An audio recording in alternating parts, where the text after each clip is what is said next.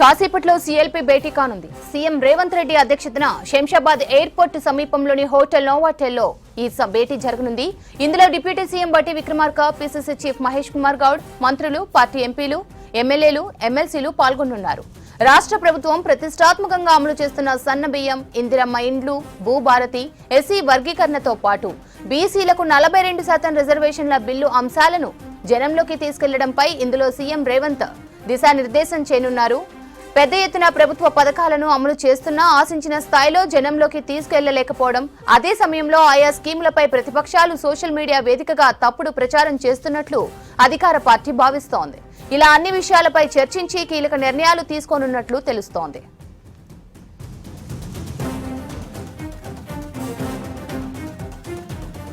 CLP భేటీపై మరిన్ని details Sharif అందిస్తారు. Sharif, CLP భేటీకి సంబంధించిన అప్డేట్స్ ఏంటి?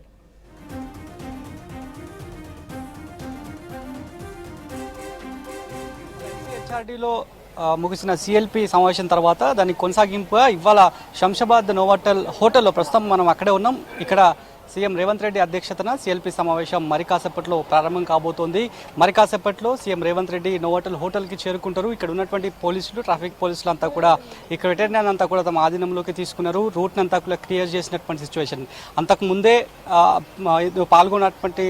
పాల్గొనడానికి వచ్చినటువంటి మంత్రులు కావచ్చు, ఆల్మోస్ట్ మంత్రులు అంతా కూడా చేరుకున్నారు. పీసీసీ మహేష్ గౌడ్ చేరుకున్నారు. అదేవిధంగా ఎంపీలు, రాజ్యసభ సభ్యులు, ఎమ్మెల్సీలు, ఎమ్మెల్యేలు వీళ్ళంతా కూడా ప్రభుత్వ విప్పులు వీళ్ళంతా కూడా చేరుకున్నారు. ప్రధానంగా 4 ఎజెండాలతో సిఎల్పి సమావేశం జరగనుంది. సీఎం రేవంత్ రెడ్డి అధ్యక్షతన సిఎల్పి సమావేశం కొనసాగనుంది. సాయంత్రం వరకు ఈ సమావేశం కొనసాగుతుందని చెప్పి ఇప్పటికే పార్టీ వర్గాలు చెప్తున్నాయి. ఇందాక చెప్పిన దాని ప్రకారం 4 ఎజెండాలతో సమావేశం జరగబోతోంది. కాబట్టి 4 ఎజెండాలో ఒకటి ఇందిరమ్మ ఇల్లు. గత బీఆర్ఎస్ 10 ఏళ్ల పాటు కొనసాగినప్పటికి కూడా ఎవరికి కూడా డబుల్ బెడ్రూమ్ మాటలు చెప్పి ఎవరికి కూడా సంపూర్ణంగా ఫిల్ఫిల్ చేయలేదు. కాబట్టి దానికి సంబంధించి ఇందిరమ్మ పాలన వచ్చిన తర్వాత ఇందిరమ్మ ఇళ్లను యుద్ధ ప్రాతిపదికన ఇచ్చే ప్రయత్నం చేస్తోంది కాంగ్రెస్ ప్రభుత్వం అనేటువంటి అంశాన్ని జనాల్లోకి విస్తృతంగా తీసుకువెళ్ళాలి. దానిపైన దిశానిర్దేశం, ఇందిరమ్మ ఎపిసోడ్కి సంబంధించి దిశానిర్దేశం సీఎం రేవంత్ రెడ్డి సిఎల్పి సమావేశాన్ని ఉద్దేశించి ఆయన అధ్యక్షతనే కొనసాగబోతోంది. కాబట్టి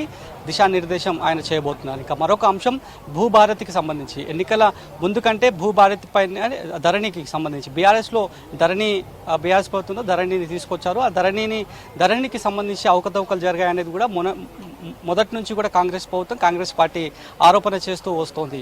ఎన్నికల కంటే ముందే హామీ ఇచ్చారు, ధరణిని తీసేస్తాం, బంగాళాఖాతంలో వేసేస్తాం అనేటువంటి అంశాన్ని చెప్పారు. దాంట్లో భాగంగానే భూభారతిని తెచ్చారు. నిన్న భూభారతి సంబంధించినటువంటి పోర్టల్ లాంచ్ని కూడా చేశారు. దాంతో ఏ రకమైనటువంటి వెసులుబాటు ఉంది, సౌకర్యాలు ఉన్నాయి, ఎట్లా కాంక్రీట్ పాస్బుక్ అనేది రెడీ అవుతుంది, ఒక వ్యవసాయ క్షేత్రానికి డైమెన్షన్స్ సరిహద్దులు ఎట్లా సెట్ చేయబోతున్నారు అనేటువంటి విషయం పైన ఒక కన్సెప్ట్ రిపోర్ట్ లాగా ఈ భూభారతి ఉండబోతోంది. మనిషికి ఆధార్ ఎట్లనో భూ ఆధార్ సంబంధించినటువంటి సిస్టమ్ని, మెకానిజాన్ని తీసుకురాబోతున్నాం అనేటువంటి అంశాన్ని కూడా నిన్న సీఎం మాట్లాడుతూ ఈ విషయాలు కామెంట్ చేసినటువంటి సిచ్యువేషన్. దానికి సంబంధించి కూడా భూభారతికి సంబంధించినటువంటి విషయం పైన దిశానిర్దేశం చేయబోతున్నారు. ఇక సన్నబియ్యం అంశానికి సంబంధించి ఇందాక సన్నబియ్యంకి సంబంధించినటువంటి మాట్లాడినప్పుడే చాలామంది మంత్రులు, ప్రభుత్వ విప్పులు కూడా మాట్లాడారు. 28 రాష్ట్రాల్లో ఎక్కడా లేని విధంగా సన్నబియ్యాన్ని ప్రతి పేద కుటుంబానికి అందజేసే స్కీమ్ తీసుకొచ్చారు. అది క్షేత్రస్థాయిలో ప్రచారంలో పెట్టాలి. ఇప్పటికే మంచి ఫీడ్బ్యాక్ వస్తోంది అనేటువంటి అంశాన్ని కూడా మంత్రులు అదేవిధంగా ఎమ్మెల్యేలు కూడా చెప్పారు. సో ఈ ప్రధాన 4 ఎజెండాలపైనే దిశానిర్దేశం చేయబోతున్నారు. మరొక అంశం బీఆర్ఎస్ సంబంధించినటువంటి మొదటి నుంచి బీఆర్ఎస్ ఒక ఆరోపణ చేస్తూ వస్తుంది. కాంగ్రెస్ పార్టీ పైన, ప్రభుత్వం పైన కూల్చే కుట్ర చేస్తున్నారని చెప్పి ఇప్పటికే కాంగ్రెస్ చెప్తోంది. దానికి సంబంధించి కొత్త ప్రభాకర్, దుబ్బాక ఎమ్మెల్యే చేసినటువంటి కొత్త ప్రభాకర్ రెడ్డి చేసిన కామెంట్స్ దుమారం రేకెత్తాయని చెప్పాలి. ఇక్కడికి వచ్చినటువంటి సమావేశానికి వచ్చినటువంటి కాంగ్రెస్ నాయకులు, నేతలు, ఎమ్మెల్యేలు, ఎమ్మెల్సీలు అంతా కూడా మాట్లాడారు. మీడియాతో ఇంటరాక్ట్ అయినటువంటి సిచ్యువేషన్. దీనిపైన ఖచ్చితంగా సీరియస్ యాక్షన్ ఉండబోతోంది. వాటికి సంబంధించిన అంశం పైన కూడా సిఎల్పిలో సభ దృష్టికి తీసుకువెళ్తాం, సమావేశం దృష్టికి తీసుకువెళ్తాం, తగిన చర్యలు తీసుకోవాలని చెప్పి ప్రభుత్వాన్ని అదేవిధంగా సమావేశంలో విజ్ఞప్తి చేస్తామనేటువంటి అంశాన్ని కూడా చెప్తున్నారు. ఇక పీసీసీ రియాక్ట్ అవుతూ కూలే ప్రభుత్వం కాదు, సంపూర్ణమైనటువంటి ఎమ్మెల్యేల మద్దతు మాకుంది, బీఆర్ఎస్కి కొనుగోలు అమ్మకాలు ఎమ్మెల్యేలను చేయడంలో వాళ్లకు అవగాహన ఉంది. సో బీఆర్ఎస్ ఎమ్మెల్యేలకి అదేవిధంగా ఉన్నటువంటి శాసన సభ్యులకు బీఆర్ఎస్ పార్టీ ఇచ్చే రెస్పెక్ట్ ఇదేనా, బీఆర్ఎస్ సంబంధించినటువంటి నాయకులు చేసినటువంటి కామెంట్ని ఆయన కూడా సీరియస్గా రియాక్ట్ అయినటువంటి సిచ్యువేషన్. ప్రతి ఒక్కరు కూడా అదే అంశాన్ని కూడా చెప్తున్నారు. ఇక చాలా అంశాలపైన ఈ 4 అంశాలే కాదు, పార్టీ పరంగా లోకల్ బాడీ ఎన్నికలు సమీపిస్తున్నాయి, వాటికి సంబంధించినటువంటి అంశం పైన కూడా దిశానిర్దేశం సీఎం రేవంత్ రెడ్డి చేసే అవకాశం కనిపిస్తోంది. మొన్నటి ఎంసీహెచ్ఆర్డీలో బీసీ కులగణన, ఎస్సీ కేటగరైజేషన్కి సంబంధించినటువంటి నిర్ణయం తీసుకున్నారు. దానికి అనుగుణంగా చట్టాలు చేశారు, బిల్లును కూడా పాస్ చేశారు. సో ఆ సమయంలోనే 2 బహిరంగ సభలను తెలంగాణ రాష్ట్రంలో ఏర్పాటు చేయాలి. ఉత్తర తెలంగాణ, దక్షిణ తెలంగాణకు సంబంధించినటువంటి అంశం పైన ఒక సభలు ఏర్పాటు చేయాలి. ఆ సభలకు ఖర్గేని అదేవిధంగా రాహుల్ గాంధీని ఇన్వైట్ చేయాలనేటువంటి ఉద్దేశంతో మొన్నటి ఎంసీహెచ్ఆర్డీలో జరిగినటువంటి సిఎల్పి సమావేశంలో నిర్ణయం తీసుకున్నారు.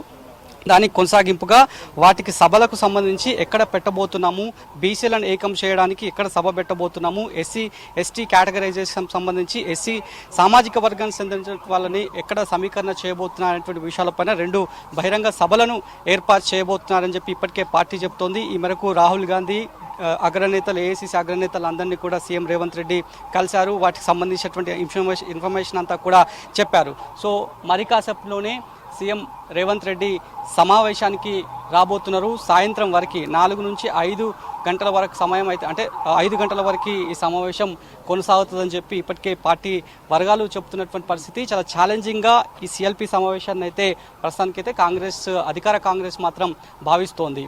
అంటే ఆర్థిక స్థితిగతులు రాష్ట్రంలో సరిగా లేనప్పటికీ కూడా సంక్షేమ పథకాలన్నీ కూడా మేనిఫెస్టోలో ఉన్నటువంటి ప్రతి అంశాన్ని ఒక్కొక్కటిగా నెరవేరుస్తూ కాంగ్రెస్ సర్కార్ వచ్చినప్పటికీ కూడా క్షేత్రస్థాయిలో వీటికి సంబంధించినటువంటి ప్రచారం ఎందు గురించి వెళ్ళట్లేదు, ఫీడ్బ్యాక్ ఆశించిన స్థాయిలో ఎందు గురించి రావడం లేదు.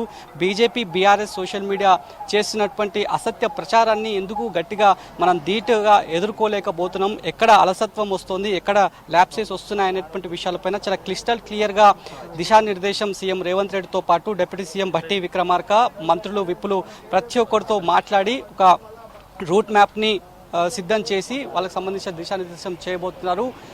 కాన్వాయ్ చేరుకుంది, సీఎం రేవంత్ రెడ్డికి సంబంధించినటువంటి పైలట్ వెహికల్ చేరుకున్నారు. సీఎం వెళ్తున్నటువంటి పరిస్థితి. 0009 వెహికల్లో సీఎం లోపలికి వెళ్ళబోతున్నారు. మరి కాసేపట్లోనే సీఎం రేవంత్ రెడ్డి అధ్యక్షతన సిఎల్పి ప్రారంభం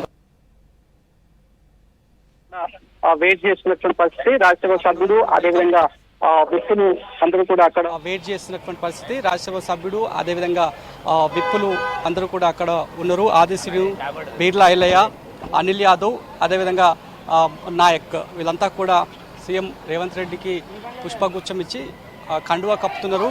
సో చాలా కీలకంగా ఈ సమావేశాన్ని అయితే భావిస్తున్నటువంటి సిచ్యువేషన్ అయితే మనకి కనిపిస్తోంది. మరి సిఎల్పి సమావేశం కంప్లీట్ అయిపోయిన తర్వాత మీడియాకు బ్రీఫ్ ఉంటుందని చెప్పి అందరూ కూడా ఈగర్లీ వెయిట్ చేస్తున్నారు. ఏ నిర్ణయాలు తీసుకున్నారు, గత ఎంసీహెచ్ఆర్డీలో సిఎల్పి సమావేశంలో తీసుకున్నటువంటి నిర్ణయాలకు ఇక్కడ ఫైనల్ చేసేటువంటి ఆస్కారం ఏమైనా ఉంటుందా అనేటువంటి చర్చ కూడా జరుగుతున్నటువంటి పరిస్థితి. మరోవైపు పార్టీ అంతర్గత సమస్యలు ఏమైనా ఉన్నప్పటికీ కూడా, ఎందుకంటే ఇప్పటికే ఈ పార్టీలోనే ఇంటర్నల్ కామెంట్స్ కూడా వస్తున్నటువంటి సిచ్యువేషన్స్లోనే వాటికి సంబంధించి కూడా ఫుల్ స్టాప్ పెట్టడానికి మాత్రం ఇప్పటికే సిఎల్పి సమావేశం చాలా కీలకంగా క్రూషియల్ రోల్ ఉండబోతోంది అనేది కూడా చర్చ జరుగుతున్నటువంటి పరిస్థితి. సో సిఎల్పి సమావేశం షురూ అయిన తర్వాత 1 నుంచి 2 గంటల పాటు సమావేశం ఉండనుంది. దీనిపైన సభ్యులు ఎవరైనా ముందుగానే మాట్లాడదలుచుకున్నా, తమ నియోజకవర్గంలో సమస్యలు ఏమైనా సభ దృష్టికి సమావేశం దృష్టికి తీసుకురావాలని ప్రయత్నాలు చేస్తే కనుక వాళ్ళకు కూడా సమయం ఇస్తామనేటువంటి విషయాన్ని ఇప్పటికే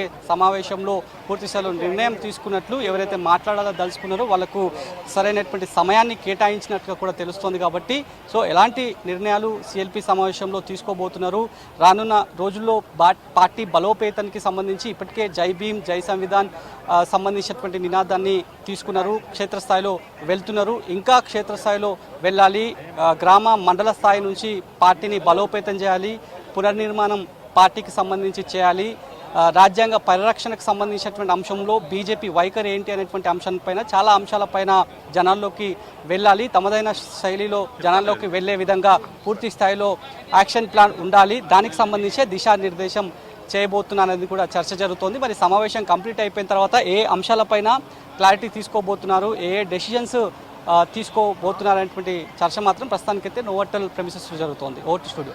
రైట్.